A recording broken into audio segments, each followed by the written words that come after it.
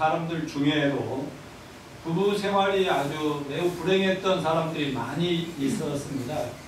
그런데 대표적인 사람 3명을 들라면 여러분도 다 아는 톨스토이, 링컨, 소크라테스를 들 수 있습니다.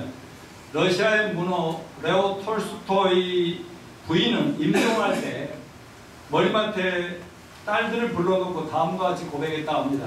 아버지가 일찍 돌아가신 것은 내 탓이었다. 톨스토이의 생의 비극 원인은 아내라고 말할 수가 있습니다. 그의 아내는 화려함을 원하는데 톨스토이는 그걸 경멸합니다. 그 아내는 사회적 명성이나 칭찬을 갈망하고 있었으나 그에게서 그런 건 별 의미가 없는 일이었습니다. 아내는 재물을 동경하였으나 그는 부를 죄악시했던 사람입니다. 그는 저서의 인세도 받을 생각을 하지 않았는데 그 일 때문에 톨스토이의 아내는 화를 내고 울기도 하고 고래고래 소리 지르며 몇 년 동안 집요하게 그에게 정신적 고통을 주었다고 합니다. 마음에 들지 않는 일이 있으면 발작을 일으켜서 톨스토이를 위협했습니다. 그러던 1910년 10월 어느 날 눈 내리는 밤 83세 톨스토이는 가정의 불화를 견디지 못하고 정처 없이 집을 나와서 떠돌다가 11일 후에 그는 어느 역에서 비참하게 숨을 거두었습니다. 죽음을 앞에 둔 톨스토이에게는 아내가 제발 내 곁에 절대로 오지 않게 해 주시옵소서. 아마 이게 기도 제목이었을 것 같습니다.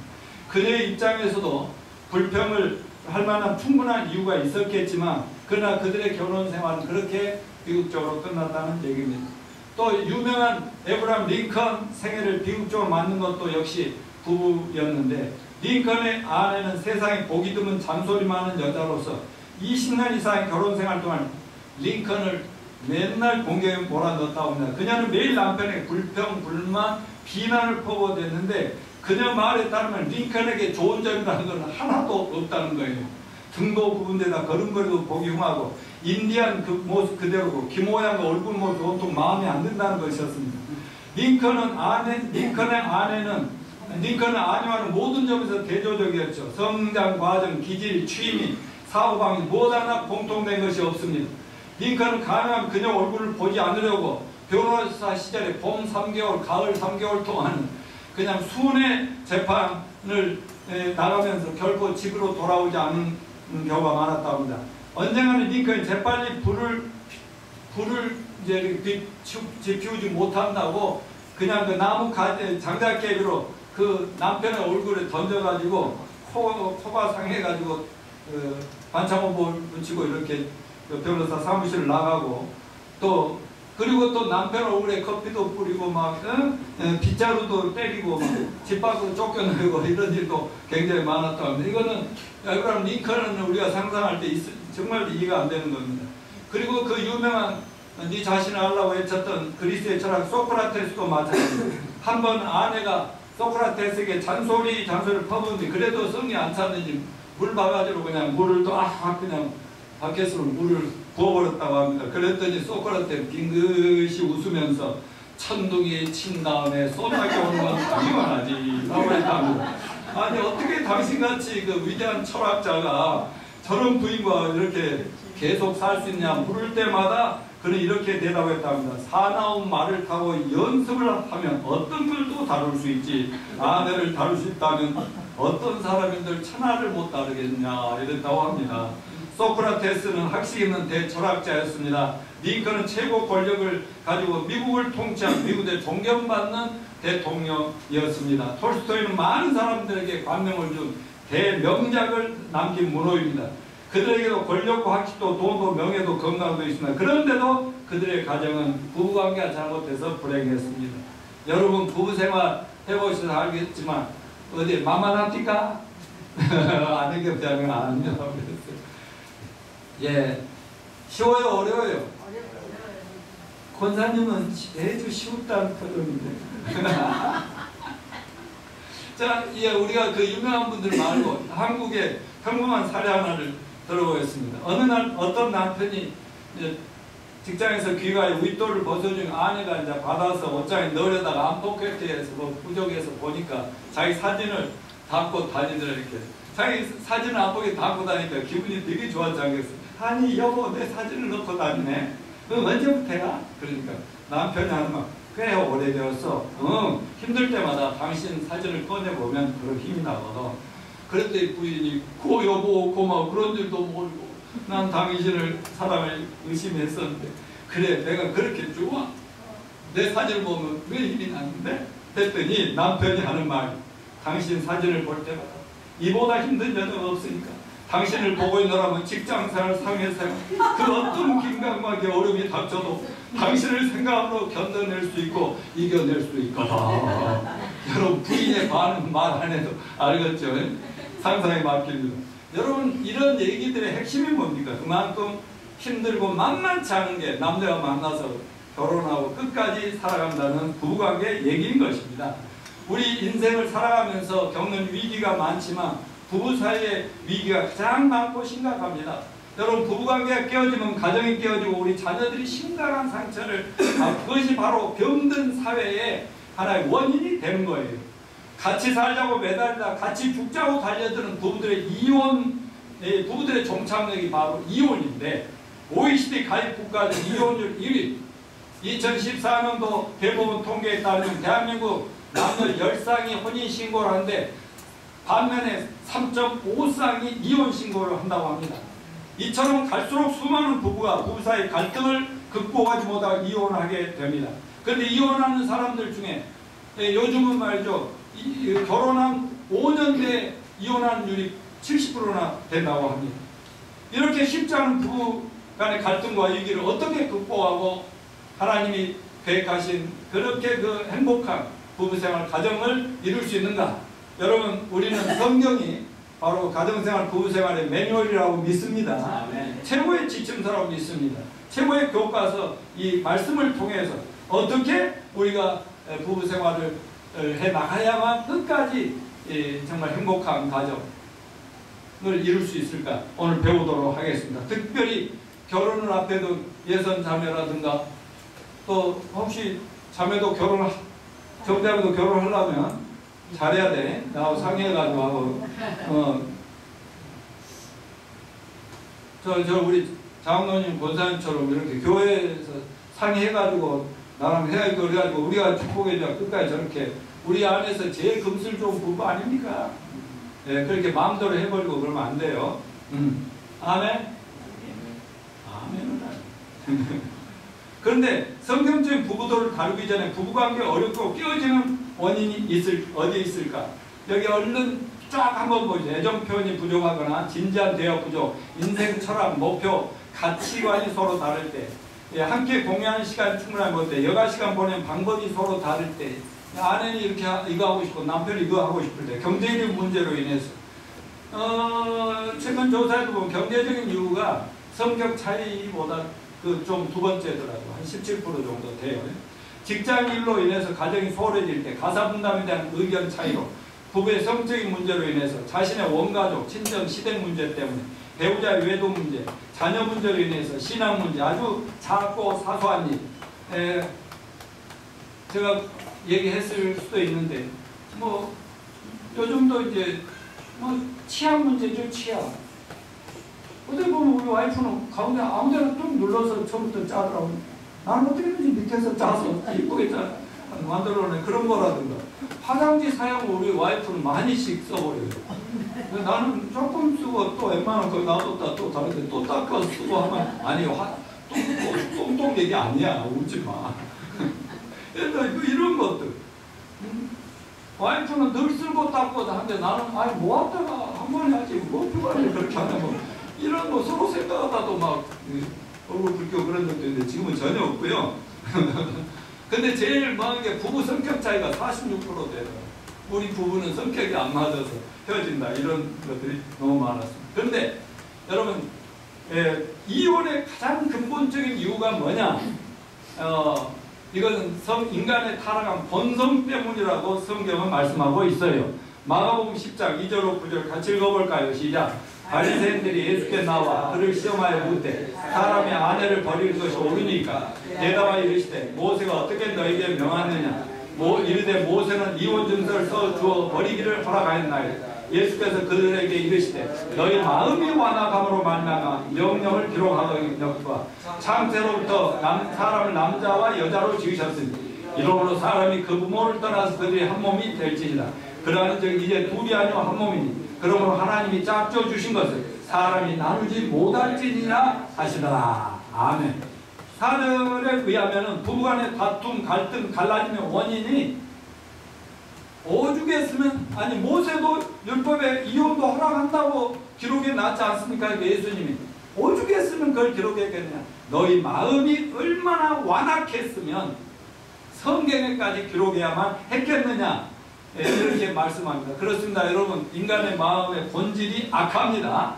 에레미야 17장 9절 같이 시작. 만물보다 거짓되고 심히 부패한 것은 마음이라 누가 능히 이를 알려만. 마가복음 7장 21절 23절 예수님 말씀합니다. 속에서 그 사람의 마음에서 나오는 것은 악한 생각, 음란과 도적질과 살인과 간음과 탕욕과 악독과 속임과 음탕과 흘기는 눈과 대방과 오만과 광패, 이 모든 것이 다 속에서 나와서 사람을 더럽게 하느니라. 이 모든 악한 것들이 우리가 엄마 뱃속에 태어날 때 우리 속에 누구나, 남는 누구나 다 있다는 겁니다. 그래서 아니 오죽했으면 예수님께서 진실로 진실로 너희에게는 사람이 거듭나야만 하느니라. 여러분, 우리 인간은 누구나 거듭나지 아니하면 내 안에 있는 악한 본성 때문에 불행할 수가 없는 본질상 악한 존재이라는 사실을 여러분 기억하시고 인정해야만 할 것입니다. 자, 이런 다음에는 부부관계가 성경에 어긋나서 잘못 갈 때 어떤 심각한 문제들이 생기는가. 첫째, 기도가 막힌다고 오늘 본문 7절에서 말씀하고 있어요. 부부간에 잘해야 되는 이유가 많은데 그 중에 너희 기도가 막히지 아니하게 하려 함이니라. 부부 사이가 좋지 않으면 기도가 되지도 않을 뿐만 아니라 기도해도 응답이 없다는 겁니다. 아무리 발버둥 치고 애를 써도 되는 일이 없어서 불안하고 불행함을 느낀다는 거예요.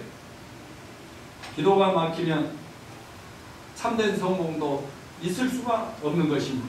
두 번째, 자녀들이 망가집니다. 말라기서 2장 15절에 보면 경건한 가정에서 경건한 자녀가 나온다고 했습니다. 부부가 끝까지 경건하게 믿음으로 행복하게 살아갈 이유가 있다면 그건 내 사랑하는 자식들이 잘 되게 하기 위해서입니다. 부부 사이가 좋지 않으면 그렇게 사랑하고 잘 되기를 바라는 자식들이 다 망가집니다. 자녀들이 경건하게 행복하게 잘 살아가기를 원하십니까? 그런 부부간에 제발 끝까지 잘 사시길 바랍니다. 세 번째, 마귀가 틈탄다고 했습니다. 고린도전서 7장 15절에 보면 서로 부부간에는 분방하지 말라. 다만 기도할 틈을 얻기 위하여 합의상 얼마 동안 다시 하되 다시 합하라. 이는 너희의 절제 못함을 인하여 사단으로 너희를 시험하지 못하게 함이라 하고 하였습니다. 어젯밤에 저희는 분방했습니다. 와이프는 우리 같이 한 방에서 하고 나는 그 거실 그 소파에서 잤습니다. 왜냐하면 주일날 예배를 위해서 잠을 너무나 푹 자야 되니까 서로 신경 건드리지 않기 위해서 그렇게 갖고 합니다. 잘못한 거 아니죠? 기도할 틈을 얻기 위해서 한 것이니까요. 그 외에는 늘 같이 있어야 된다는 거예요. 집에 있으면. 여러분, 마귀는 가정을 공개합니다. 왜냐하면 하나님이 사랑하는 가정을 깨뜨려야 하나님 영광 못 받으시고 뭐 하나님 믿어도 다 엉망이잖아. 막 이렇게 하면 사람들이 하나님 멀어져 갈 수 있습니다. 자, 그렇다면 우리가 어떻게 해야 이 어려운 시대에 가정을 지키며 자녀들을 올바로 키우며 하나님이 계획하신 지상천국 수익통을 세울 수 있겠습니까? 첫째, 다 같이 읽으십시오. 시작. 아내나 남편은 하나님 주신 말씀대로 자신의 책임과 의무를 다해야 합니다. 하나님께서는 남편과 아내의 위치를 주셨잖아요. 부모와 자녀의 다 위치와 책임을 주셨듯이 고린도전서 7장 3절에 보면 남편은 그 아내에게 대한 의무를 다하고 아내도 그 남편에게 의무를 다할지어다 라고 말했는데, 이 고린도전서 7장에 서로 부부간의 의무를 다하라는 것은 부부간의 성적인 의무를 막 거부하고 그러면 안 된다 그런 얘기지만 그 얘기만 아니겠죠. 이 부부간에 살아가면서 크고 작은 많은 측면에서 책임이 있고 의무가 있다는 것입니다. 그러므로 여러분, 부부간에 서로 자신의 권리는 작게 보고 의무와 책임은 크게 보면서 살아갑시다. 그렇다면 하나님 우리 축복된 삶을 위해 남편과 아내에게 정해주신 위치와 축복은 무엇일까요? 그 위치를 잘 알고 지키고 그 책임을 다할 때 천국 같은 지상의 가정을 이룰 수가 있다고 믿습니다. 먼저 아내에게 말씀합니다. 이 아내 부분은 좀 이따 마지막 부분에 우리 사모가 나와서 하는 말씀들이 있기 때문에 잠깐 톡톡톡 던지고 넘어가겠습니다. 1. 뭐예요? 다 같이 하나님이 말씀하십니다. 1. 남편에게 순종하라는 것입니다. 2. 남편을 존경하라고 하십니다. 3. 남편을 사랑하라는 것입니다. 디도서 2장 4절 5절 말씀 읽어봅시다. 시작. 저들도 젊은 여자들 교훈하되 그 남편과 자녀를 사랑하며 근신하며 순전한 집안일을 하며 선하며 자기 남편에 복종하게 하라. 이는 하나님 말씀이 해방을 받지 않게 하려 함이라. 목사에게 여기 사랑하는 젊은 자매들, 저 다 젊잖아. 아직 다 젊으신 분, 권사님들도 다 젊고 하니까 젊은 분들에게 교훈하라는 거예요. 남편을 복종하라. 이는 하나님 말씀 해방받지 않게 하기 위해서. 아멘이죠? 네 번째, 남편을 순종함으로 자신의 속사람을 아름답게 단장하라라고 얘기합니다. 베드로전서 3장 3절 6절 시작. 너희의 단장은 머리를 꾸미고 금을 차고 아름다운 옷을 입는 외모로 하지 말라. 오직 마음에 숨은 사람을 온유하고 안정한 심령에 썩지 아니할 것으로 하라. 이는 하나님 앞에 값진 것이니라. 전에 하나님께 소망을 두었던 거룩한 부녀들도 이와 같이 자기 남편에게 순종함으로 자기를 단장하였나니 사라가 아브라함을 주로 칭하여 순종한 것 같이 너희는 선을 행하고 아무 두려운 일에도 놀라지 않으며 그의 딸이 된 것이니라. 여기 사라, 두 사람의 사라가 있습니다. 전정자 사라, 김사라 사라. 저 사람들처럼 겉은 수수하게 사시고 속사람을 예쁘게 단장하라. 그렇게 말씀하고 있습니다. 또 하나, 그러면 아내가 남편에게 복종해야 될 이유는 지난번에 성도들이 목회자들에게 또 자녀들이 부모에게 순종해야 되는 그 이유와 똑같습니다. 남편이 아내의 머리이기 때문이다. 에베소서 5장 22절 말씀 23절까지 시작. 아내들이여 자기 남편의 복종하기를 좋게 하도다. 이는 남편이 아내의 머리됨이 그리스도께서 교회의 머리됨과 같으니 그가 바로 몸의 구주시니라. 아멘. 남편이 아내보다 잘나고 똑똑해서가 아닙니다. 뭐 가정의 평화를 지키기 위해서도 아니고 잘해주어서도 아니고 남편이 부자해서도 아니고 하나님이 세우신 창조 질서 때문에 그 공동체의 질서를 유지하고 공동체를 지키기 위해서 하나님 원인상을 세웠다는 거예요. 하나님 아무리 못난 남편이라도 아내 머리로 주셨다. 이것은 마치 예수 그리스도가 교회의 머리 되고 교회의 주인 되고 구주 되신 것처럼 가정의 주인으로 남편을 세웠다. 근데 나는 이 말씀을 생각할 때마다 왜 우리 한국 사람들은 예수님이 들어오시지 않았을 옛날부터 남편을 주인 양반이라고 했을까? 요즘은 남편을 주인 양반 그러던가? 구주 주인 막 그러던가? 나도 그 정도까지는 아니야. 근데 옛날에 우리 부모님들은 제 주인 양반입니다 막 그랬어. 그 말은 주님이십니다 그랬다고. 성경을 모르는데 어떻게 그랬나? 그러니까 좀 힘들게 해서도 100년 해로한 가정들이 많아서. 근데 요즘은 남편 알고 뭐 마찬가지. 여러분, 그러므로 세상이 뭐라든 성경 말씀은 남편이 부부 가정의 머리요 구주라고 하십니다. 그러므로 우리가 남편에게 순종할 때 복종할 때 참 행복이 있습니다. 그럼 어느 정도 순종하고 복종해야 되냐? 범인은 범사라고 했습니다.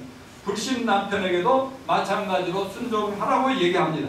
베드로전서 3장 1절 시작. 아내된 자들아 이와 같이 자기 남편에게 순복하라. 이는 혹 도를 순종치 않는 자라도 말로 말미암아 그 아내 행위로 말미암아 구원을 얻게 하려 함이니라. 아멘.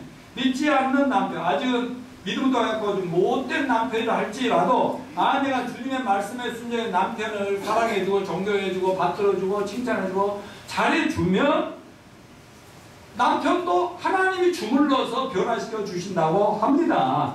그런데 그렇지 않으면 계속 힘든 관계는 끝까지 간다 이겁니다.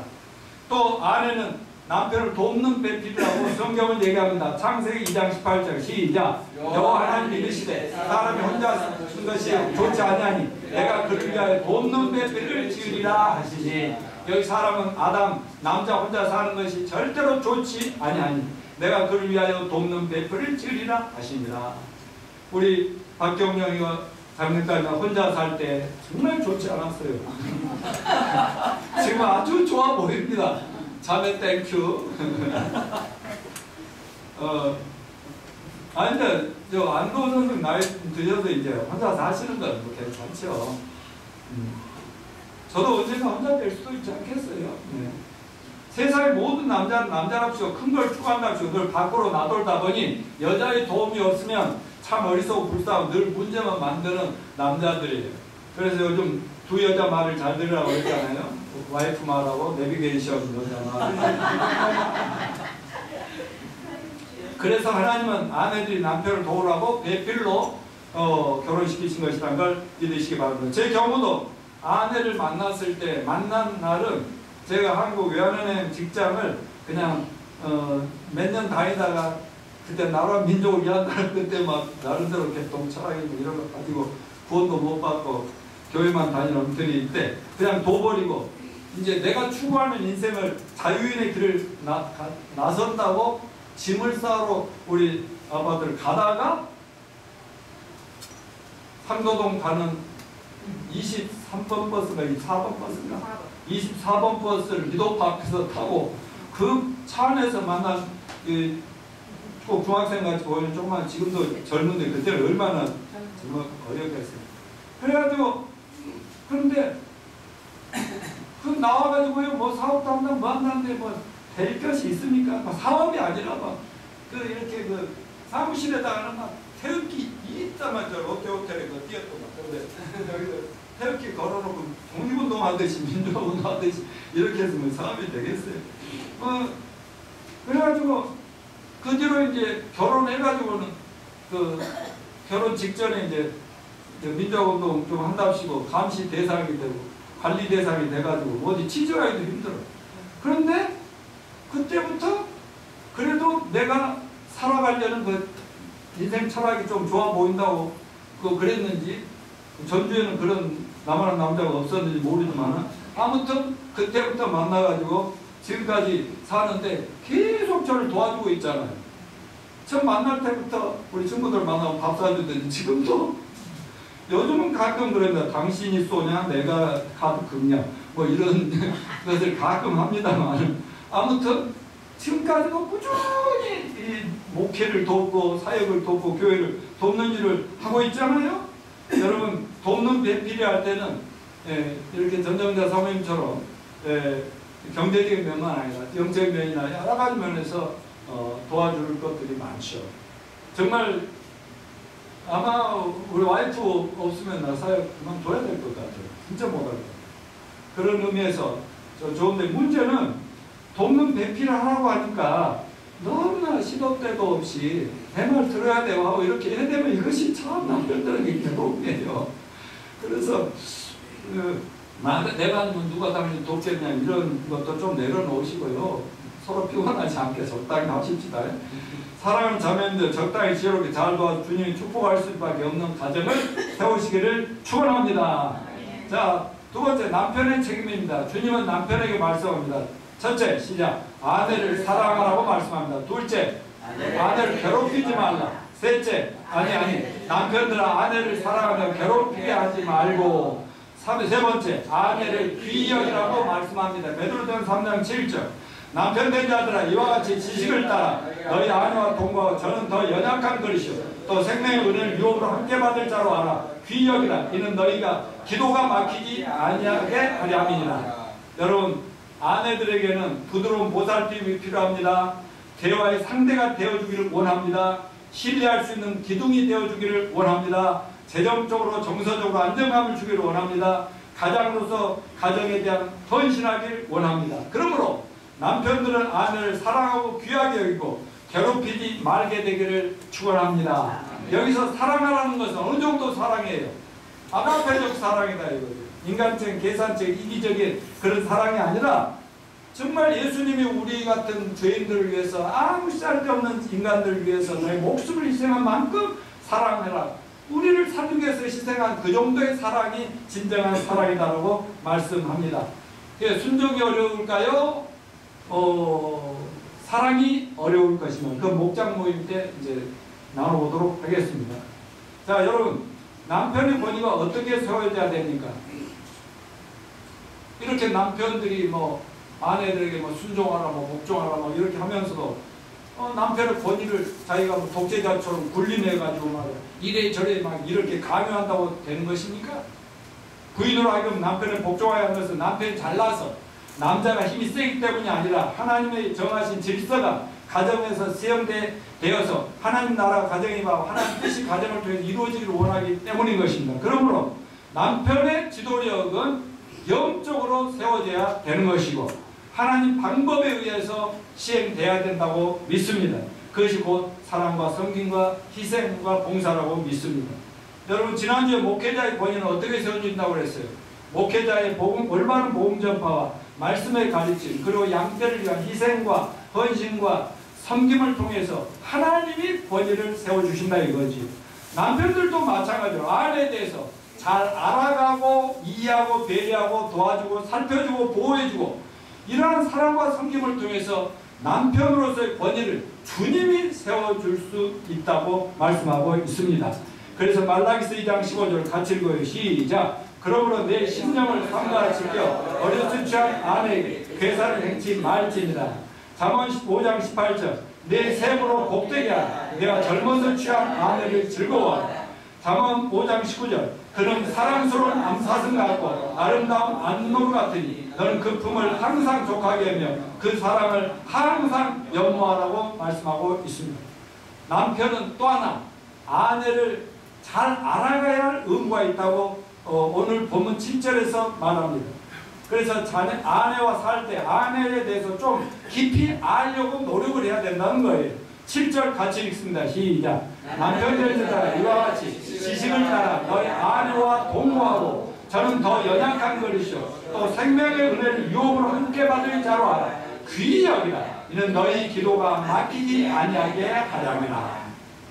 이렇게 아내와 동거 무조건 같이 산다고 사는 게 아니라 여자를 알아야 되고 여자인 아내가 아내에 대해서 잘 알아야 되는데 너무 무식하고 무지하고 알지도 보면 다 아는 것처럼 착각하고 이래서 이러지 않냐 저래서 저러지 않냐 이러니까 문제가 터진다는 것이죠.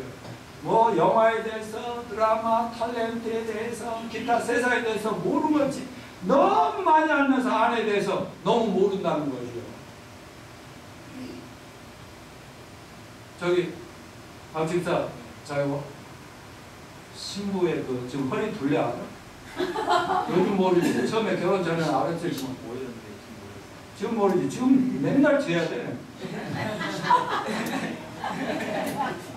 가슴 둘레 뭐 알아?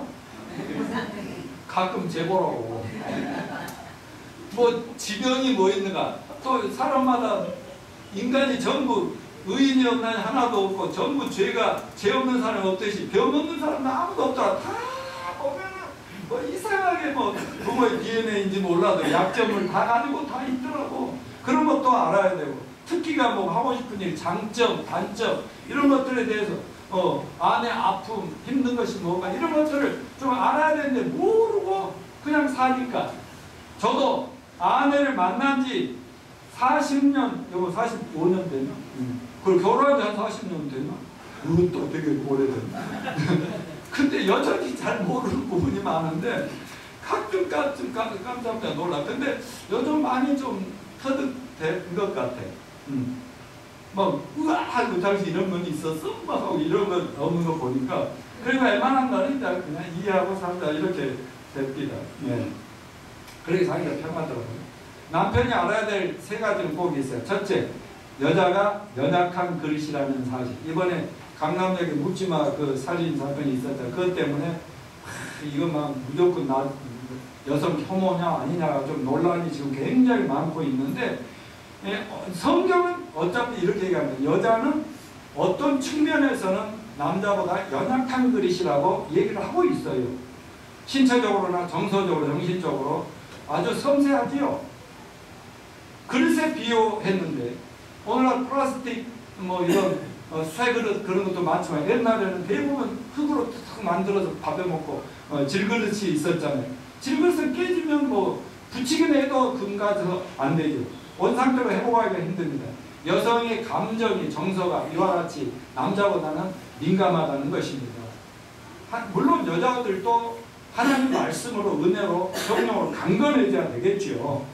그런데 아무튼 남자는 자기 아내가, 여성의 마음이 약함을 이해합시다. 한마디씩 툭툭 던지는 그 습관적으로 뭐 살아온 방식대로, 아니면 그냥 생각 없이 던진 말 한마디에 마음의 손상이 된단 말이죠. 상처를 받아. 그런 것들이 쌓이고 쌓이면 그 나중에 이제 깨지는 것이고요. 요즘 젊은 부부 이혼이 늘어나고 있지만 또 하나의 특징이 뭐냐면 30, 40대, 50대, 60대, 70대, 뭐 이런 80대 막 이혼하는 율이 증가되고, 요즘은 아이고 이제 그만 먹고 살자 해서 해원이라는 거예요. 일본에서는 그냥 이혼을 안 하는데 그냥 각자 살아보자 뭐 이런 것들이 지금 오고도 있고, 그런 이상한 추세가 있는데 왜 그러냐? 이거는 마음의 상처가 조금씩 쌓이는 게 나이가 들어도 이게 해결이 안 되고 좀 쌓여가니까 아니 도저히 변할 가망이 없으니까 깨지자, 이렇게 헤어져, 이렇게 나가는 것이라는 예거인 것이죠. 그래서 나이가 들어갈수록 마음에 상처 주지 않도록 조심합시다. 지금 우리 마리아가 잘 듣고 있는데 잘 들어요. 잘 들어요. 두 번째, 생명의 유업을 함께 받을 자라는 사실입니다. 말하자면 천국 또 영적인 은혜를 같이 받으면 누려야 할 사람들이기 때문에 그래요. 요즘 노인네들 돌아가시면 되게 자녀들이 부부 합장을 많이 해주는데 어떤 할머니들 절대 합장을 거부합니다. 그놈의 영감탱이 절대로 내 곁에 두지 마. 죽은 다음까지. 이런, 여러분 우리 믿는 부부들 하나님 주신 귀한 영생을 이 땅에서 또 천국 가서까지 영원히 함께 누리기로 되어 있는 거 아니겠습니까? 얼마나 귀합니까? 그래서 믿는 남편을, 그 아내를 갑절로 귀하게 여겨야 될 줄로 믿습니다. 그리고 아까 우리 장로님 기도 때 말씀하셨지만은 영적 생활, 부부 생활이 바로 영적, 예수님과 우리의 관계를 잘 표현해줘. 영적 생활과 관련이 있다는 거예요. 부부관계가 원만할 때 하나님과 관계가 원만한 것이고, 그럴 때 기도가 막히지 않는다고 해서요. 사업이 잘 된다고 해서 기도가 막히지 않아요. 또 직장 업무가 힘들다고 해서 영적인 문제가 되지는 않습니다. 그러나 부부 사이가 나쁘면 기도가 막히고 예배를 드려도 은혜가 안 되고, 기도가 막힌다는 것은 하나님 관계가 잘못됨으로 말미암아 만사가 아무리 노력해도 안 풀린다는 거 아니겠습니까? 또 하나 부부생활의 영적 생활의 그림자라고 했는데 에베소서 5장 32절 33절 시작. 이 비밀이 그도다. 내가 그리스도와 교회에 대하여 말하노라. 그러나 너희도 각각 자기 아내 사랑하게 자기같이 하고 아내도 그 남편을 겸해하라 라고 얘기했습니다. 하나님 말씀대로 부부가 각자의 위치에서 남편으로 하는 책임을 다할 때 바로 주님과 내가 똑바라지고, 남편과 예수님이 똑바른 관계에서 가까워지면, 아내와 예수님이 가까워지면 부부는 저절로 가까워져 하나 될 수밖에 없고, 우리 각자가 하나님으로부터 멀어지면 부부 사이도 멀어질 수밖에 없고 깨지게 되는 것이다. 아멘입니까? 그래서 교회에서 목사나 장로나 집사나 남자 성도들이 아무리 설교를 잘하고 성경 잘가지고 큰 일을 행하고 봉사를 많이 하고 헌금을 많이 하고 해도 가정에서 자기 아내에게 잘못하면 이건 헛것이다는 얘기고, 마찬가지로 아내도 또 교회에서 아무리 교회인들이 알아주고 목사가 알아주고 전도 잘하고 큰 봉사 잘해도 남편 제대로 받들지 못하면 그 경건함도 헛된 것이다. 맞습니까? 부부 사이는 얼마나 가까운 사이일까요? 촌수로 몇 촌인가요? 무촌! 혈통으로 따지면 완전히 남이죠. 타인이죠. 그래서 부부 사이는 세상에서 가장 가까운 타인 관계라고 얘기합니다. 자, 따라서 합시다. 하나님께서 우리 인간에게 두 가지 큰 계명을 줬는데, 두 번째 계명, 내 이웃을 내 몸처럼 사랑하라. 이것이 가장 크고 둘째 되는 계명입니다. 첫 번째는 하나님 사랑, 두 번째 내 이웃을 내 몸처럼 사랑하라 했는데, 내 이웃 중에서 제일 가까운 사람이 누구일까요? 남편과 아내다 이거죠. 그래서 하면 남편과 아내를 가장 가까운 이웃을 사랑하지 못하면서 남을 사랑한다고 막 봉사한다고 막 이렇게 해봐야 누가 알아주냐. 하나님 오히려 웃으십니다. 그래서 성경은 자기 집을 잘 다스리지 못한다 그러면 교회 집사도 세우지 말아라. 오케이? 목사는 물론 세울 수 없다. 이렇게 된 거 아니겠습니까? 자, 첫째는 자기 각자의 위치에 책임을 다해야 되고, 마지막으로 제가 할 얘기가 있습니다. 결혼한 부부는 다 같이요? 하나님이 짝지어 주신 것임을 믿어야 한다. 마태복음 19장 6절 같이 읽습니다. 시작. 하나님이 짝지어 주신 것을 사람이 나누지 못할지니라. 아멘. 여러분, 우리들 부부들은요, 우연히 만난 것 같지만 절대 그렇지 않습니다. 하나님이 짝지어 주시는 거라는 확신 속에서 부부관계는 원만해질 수가 있습니다. 우리가 배우자가 부족할 만큼 허물이 있어도 부족과 허물을 도며 살라고 하나님이 딱 맞는 사람께 짝지어 주셨다. 아멘. 제가 우리 부부 경우나 새 자녀들의 배우자 만남을 보면 거기에는 기가 막힌 하나님의 인도하심과 섭리와 계획 속에서 치밀하게 이루어진 것을 부인할 수가 없습니다. 가면 갈수록 더 하나님 감사합니다. 하나님께서 하셨습니다. 이렇게 되더라 이거예요. 우리 부부의 만남 후 현재까지 가정을 지킨 비결은 무엇인가 잠깐 나중에 말씀드리겠습니다만, 우리 이제 오란이 경우도 제가 목포에서 눈물을 흘리며 목포로 왔다, 눈물을 흘리며 정말 다 이뤄놓고 그냥 떠나와야 할 때, 그때는 이해가 안 되고 괴롭고 고통스러운 것이 많았지만, 그래도 올라오면서 첫 번째로 오란이가 캐나다로 유학을 갔어요. 유학을 안 갔더라면 어떻게 미국에 있는 의학도 크리스를 만나서 지금도 이 젊은 나이에 그냥 뭐 어려움 없이 그냥 잘 살고 있겠습니까? 우리 주라도 대학생 때 내 창원 동생 목사 큰딸이 주라에게 남산의 국립극장에서 뮤지컬 메시아를 오디션 추천을 있다고 거기에 출연을 해보겠냐고. 그래서 대학생 때 좋다고 영광이라고 갔다가 그 지휘자 제작자 이 음악가에게 그 눈에 띄어가지고 2개월 만에 약혼하고 그냥 6개월 만에 결혼하고 미국으로 유학시킨다고 데려가지고 목사님 사모님 딱 돼가지고 살고 있고, 이번에 가서 한 8년 살았나 그 애들이.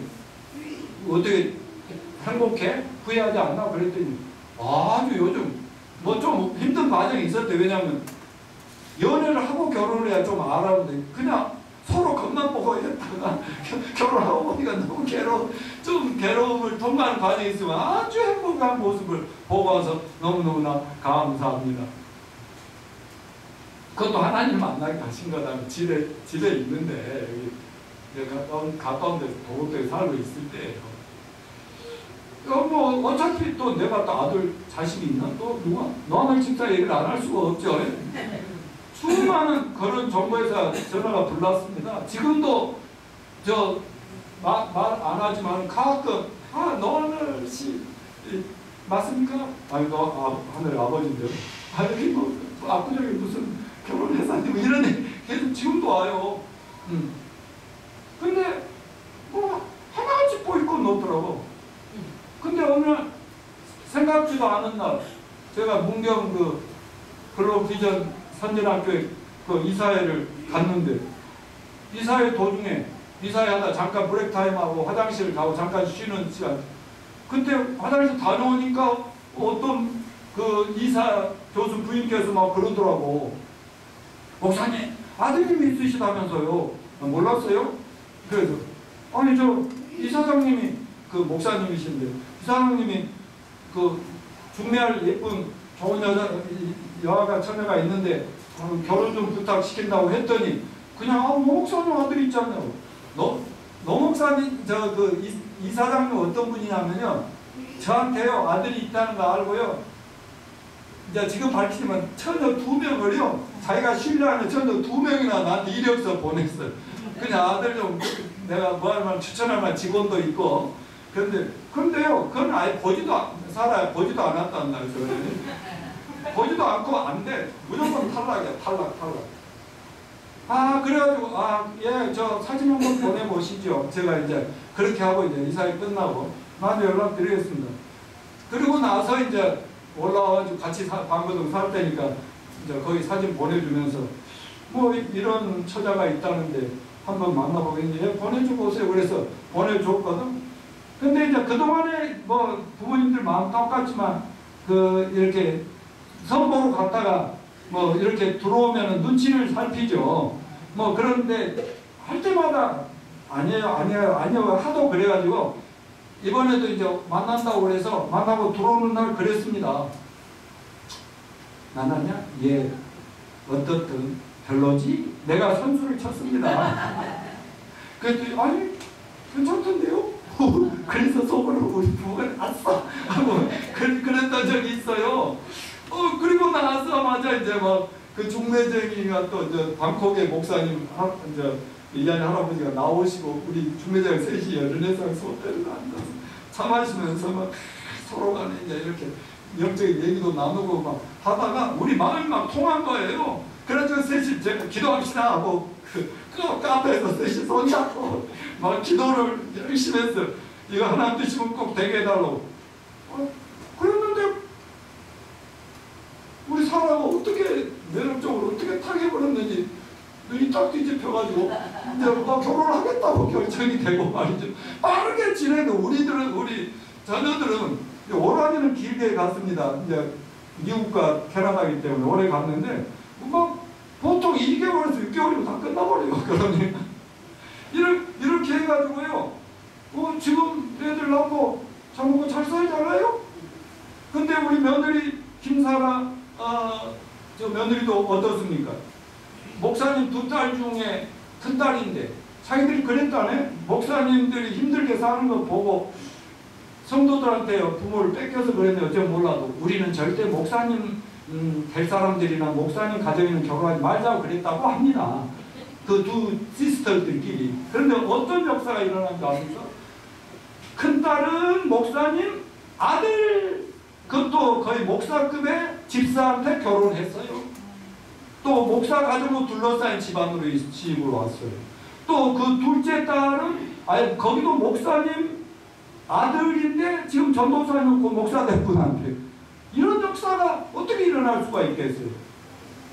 여러분 가만히 생각해보면 전부 누가 했다는 거예요? 하나님이 하신 거다. 그런데 우리 부부는 처음에 만날 때 하나님이 해주셨다는 확신이 없었어요. 그래서 그 결혼할 준비도 안 되고 전혀 아닐 때 만났는데 아마 한 5, 6년 사귀다가 결혼을 하기로 했는데 결혼 청첩장 돌리기로 상의하는 중에도 서로 그랬어요. 그만둘 수 있나? 막 이랬어요. 그런데 그냥 뭔가 의리 때문이든 어쨌든 간에 사랑 때문이든 간에 우리는 그냥 결혼을 했어요. 근데 여러 가지 부족하고 또 못난 점들이 많지만 정말 하나님이 구원을 해주셨기 때문에 가정이 깨지지 않고 지금까지 살고 있습니다. 만일 하나님을 만나지 못했다면 여러 가지 서로 간에 니 때문이야 하면서 우리는 깨질 가능성이 신혼 초부터 있었다는 것이. 그럴 때 하나님이 아내를 만나게 하시고 아내를 만나지 않으면 절대 내가 구원받을 수 없었고 나를 안 만났으면 구원받기 힘든 우리 와이프가 구원받아서 하나님의 계획 속에서 종노릇을 하게 된 게 하나님의 은혜라고 믿습니다. 그래서 저희는 이런 은혜로 지금까지 살아오면서 갈수록 이제는 서로가 서로를 너무나 소중하게 하고 필요를 느끼고 살고 있습니다. 자, 이 시간 우리 전정자 사모님 잠깐 나오셔서 아내로서 또 여러분에게 드릴 말씀 한 5분의 10분 드리겠습니다. 남편한테 수조하느라고 나왔습니다. 요즘에 우리 한국에도 정치가들이 맞춤, 복지 뭐 이런 얘기들을 참 많이 하는데 솔직히 그 말이 뭔 말인지 딱히 와닿지를 않아요. 내용을 잘 모르겠으니까. 근데 이제 우리 가진이를 보면서 그 엄마 아빠가 막 태어났을 때는 애는 새카맸고 거의 이제 죽어있는 상태처럼 숨도 안 쉬고 울지도 않고 간호사들이랑 의사들이 막 전부 떼거리로 와서 애를 탁 채가는 그런 상황 속에서 이제 애가 태어났는데 지금 이제 딱 5월 8일이 1주년 돌이었어요. 그때부터 지금 옥수수, 그러니까 두 개, 하나는 산수고 하나는 음식물을 넣는 튜브를 이렇게 양포에다 넣어서 하나는 위까지, 하나는 이제 폐까지 연결이 되는데, 그 5월 8일 날 한쪽 튜브가 자기가 싼 그 똥에 그 튜브가 떨어져가지고 다시 낄 수가 없어서 그냥 빼가지고 지금까지 뺀 채로 잘 살고 있어요. 얼마나 감사해요. 근데 그 가디니를 키우면서 제가 이제 영적인 걸 많이 이제 은혜를 받았는데, 그 가디니한테는 엄마 아빠의 어떤 그 수준이나 요구에 맞추라고 한 적이 없어요. 가디니한테 전부 맞추지, 가디니 상태에 다 맞춰서 이 아이를 돌보고 뭔가 병원도 가야 되고 또 테라피를 해야 되고 이렇게. 그래서 이 맞춤형 복지라는 말이 좀 이해가 되더라고요. 그래서 이 가디니한테 이렇게 집중하고 맞춰서 이렇게 키우는 이거에서 영적인 거를 굉장히 많이 깨닫고, 제가 또 하나님 은혜로 목사님 만나서 제 이상형을 만난 건 맞아요. 왜냐하면 책 좋아하고 또 운동 좋아하고 자기 관리 잘하고 또 생긴 것도 덤으로 잘생겼잖아요. 그래서 이제 넘치게 하나님 이상형을 만나게 하신 건 맞지만, 이제 그 결혼해가지고 지금까지 이제 잘 살아왔죠. 어떻게 됐든 간에 잘 살아왔는데, 이 남편 만나서 내가 항상 또 마음에 그 불만이 있었다면 내가 하고 싶은 걸 항상 못해요. 뭐냐면 이제 묵회하고 막 우선순위가 교회 사역이고 성도들도 많다 보니까 항상 남의 일에 막 항상 시간 다 보내고 에너지 다 썼지, 정작 우리 일에는 별로 뭐 되어지는 것이 없는 것처럼 착각하고 이게 느껴지는 그런 세월을 많이 이제 겪었는데, 이제 최근에 와서 이제 감사한 것이 이제 목사님이 그 손권인 형제라고 피아노 선생님을 이렇게 만나게 장로님 통해서 오셨지만은 피아노를 내 안에 가르치란 말을 목사님 하신 거거든요. 그래서 그분한테 이제 피아노를 배우게 됐는데, 항상 그 배우고 싶은 소원들이 있었지만 그게 잘 안 되고, 학원에다 남편 몰래 그냥 그 성남에 그 우리 김영자자매님 남편한테 성경 공부하러 가는 날 늦게 오시니까 그 시간에 학원에다 동네 학원에다가 이제 이게 등록해가지고 피아노를 몰래 막 배워야 되고 막, 그런데 그것도 내 마음대로 안 되고, 그래서 나는 왜 이 남편 만나서 이런 걸 못하나 막 이제, 물론 내가 이제 약국이라는 걸 하기 때문에 시간적인 제약도 있고 여러 가지가 있었지만은, 근데 어떻든 간에 하나님 은혜로 목사님 남편을 통해서 그분을 이제 피아노를 배우게 됐는데, 이분이 완전히 맞춤형 선생님이에요. 뭐냐면 제가 그분은 이제 피아노 내가 이제 참여가 반주 정도 좀 이렇게 배우게 해달라고 이제 목사님 그렇게 소개해서 그분도 그렇게 하고, 나도 이제 이 열리지 않은 창이었기 때문에 어떤 내가 피아노를 칠 수 있을까를 전혀 생각을 못하고 이제 그분하고 만남을 시작했는데, 이분이 책을 만들어 왔어요. 저한테 딱 맞춤형으로. 그래가지고 책을 40권에서 맺고, 또 뭐 한문에서 맺고, 또 바하에서 맺고. 아니 말만 들어도 신기하지 않아요? 내가 바일밖에 안 뜯던 사람인데, 그것도 중학교 1학년 때 뛰고 지금 몇십 년을 피아노를 안 친 사람한테 그분이 이렇게 맞춤형으로 저한테 제가 뭘 잘하고 뭘 좋아하고 이런 걸 다 아신 거예요. 파악을 하셔가지고 책을 만드셨는데, 이번에 또 한 번 만드는데 뭐 만드냐면 뭐 반짝반짝 작은 별 이렇게 코드가 바뀌는 모든 내용하고, 그 다음에 운명교환곡하고 또 그 녹턴하고 쇼팽, 그 녹턴 유명하잖아요. 그래서 내가 너무 신기한 게, 선생님 이렇게 맞춤형 선생님 그분이 제가 찾아가서 레슨을 받아야 되면 못했을 건데, 그 연희동에서 매일 오시는 것도 그 불편한 몸으로 오시는 것도 쉬운 일은 아닌데 이렇게 맞춤형을 해주시니까 제가 감동이 되는 거예요. 그래서 더 열심히 해서 그분을 보람이 헛되지 않도록 해야 되겠다 이러는 거.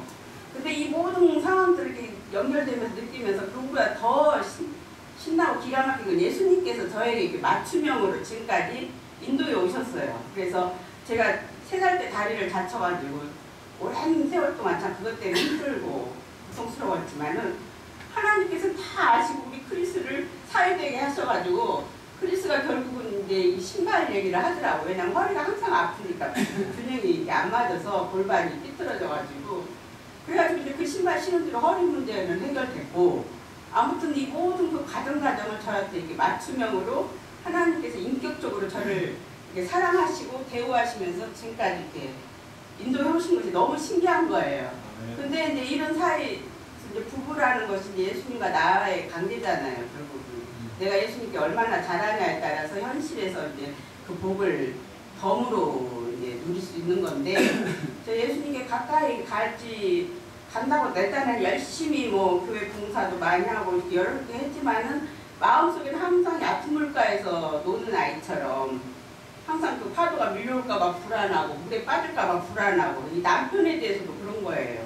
가지고 뭐 어떤 애는 불안해가지고 그러니까 막 겉으로는 굉장히 속으로는 막 못 믿어하고 불안해하고 막 이런 것들이 내 마음을 늘 지배해 왔기 때문에 이제 나도 모르는 사이에 이제 표현되는 말이나 행동이 이제 남편은 뜨아하죠 결국은. 그래서 이것이 참 행복은 아닌데 이 뭔가 어버이날에 어머니들 미국은 어머니날 아버지날 딸을 쌓고 어머니날 딸이 이제 저한테 카드를 이렇게 해서 보내는데 저를 이렇게 그 영어 단어로 디그니티라고 그 엄마의 그 어떤 위엄 이 항상 자기 자리를 잘 지키고 이렇게 해온 거에 대해 자기를 존경한다고 이렇게 썼더라고. 근데 이제 그런 것은 잘했던 것 같은데 뭔가 내 마음에서 일치되는 그런 어떤 헌신이고 충성이고 존경이고 순종해야 되는데 그게 안 됐었는데 이제 어떻게 해서 그것이 해결됐냐면 이제 각인이나 뭐 이런 것도 물론 도움이 됐지만은 해마다 그 부활주일에 이제 목사님께서 그 패션 오브 크라이스트라는 그 영상을 보여주시잖아요. 전에는 이제 예수님의 헌신, 희생 항상 이런 쪽에 크게 와닿았는데 어느 해인가는 그 패션이라는 그 열정이 막 마음에 확 와닿은 거예요. 그래서 아, 저 열정으로 나를 사랑하셨구나. 저 열정으로 나를 인도하셨구나. 그렇다면 내가 하나님께 전 열정으로 다가가야 되구나. 남편한테 순종하는 것도 저런 어떤 열정을 가지고 하면 안 될 게 없겠구나. 이런 생각을 한 거예요.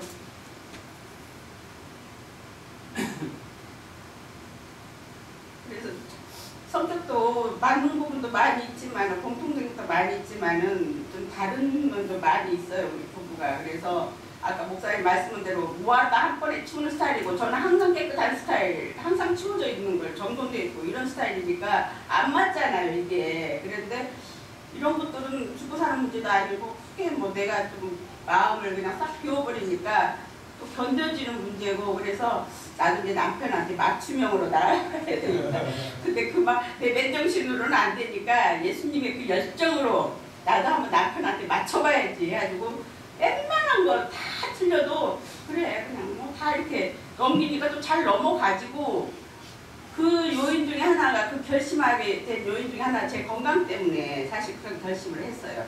제가 이제 건강에 다리 다쳤어. 콩팥 하나 다 망가졌고 지금 붙어있는 채로 수술도 안 하고 살고 있잖아요. 근데 온몸이 그냥 머리끝에 발끝까지 곰곰이 생각해보면은 구석구석 안 아픈 데가 없이 다 이렇게 망가져 있고 아프고 그런데도 결국은 제가 이제 더 내 건강을 해치는 게 뭐냐면 마음의 불편, 원망, 불안, 믿음 없는 이런 것들이 내 육체의 건강을 더 해치더라고. 그 말씀이 맞잖아요. 우리가 성전인데 성전을 더럽히면 네 몸을 멸하신다고 하나님께서 그러셨기 때문에 내 몸이 망가지더라고. 내가 성전을 더럽히면. 그래서 성령께 내가 순종을 하고 남편에게 순종을 잘하려면 결국은 내가 건강도 좋아지겠구나 해서 예수님의 그 열정을 내가 한번 품고 남편에게 순종해봐야 되겠다. 복종해봐야 되겠다. 이렇게 하면서 웬만한 건 그냥 그 열정 속에 다 녹아버리더라고. 허물이나 뭐 이런 것도 다 녹아지고 결국은 이렇게 하다 보니까 남편이 정말 변화 안 될 것 같은 남편이 변화되고 미국 가기 전에 이번에도 청소 다 해놓고 쓰레기 다 버리고 가고 그냥 나 일 하지 않게 힘들지 않게 하려고. 참 변화되는 거 보니까 신기하기도 하고 그래서 참 내가 남편에게 순종을 잘하는 그런 맞춤형 복지처럼 맞춤형 아내가 돼서 또 내 힘으로는 도저히 불가능하고 어렵고 힘드니까 예수님이 그 나를 위해서 십자가에서 그 열정을 가지고 피 흘리시고 매달리시고 그 온몸을 찢기시고 상하셨던 그 열정 또 내 연약함을 내가 약으로도 병원으로도 갈 시간도 없는 나의 연약함과 병을 고치시려고 그 열정으로 그냥 채찍에 다 맞으셔서 나를 담당하신 연약함을 질병을 담당하셨던 그 열정을 가지고 내가 남편에게 맞춰서 그 열정으로 앞으로 더 순종을 잘하겠다 이렇게 결심을 했습니다. 감사합니다.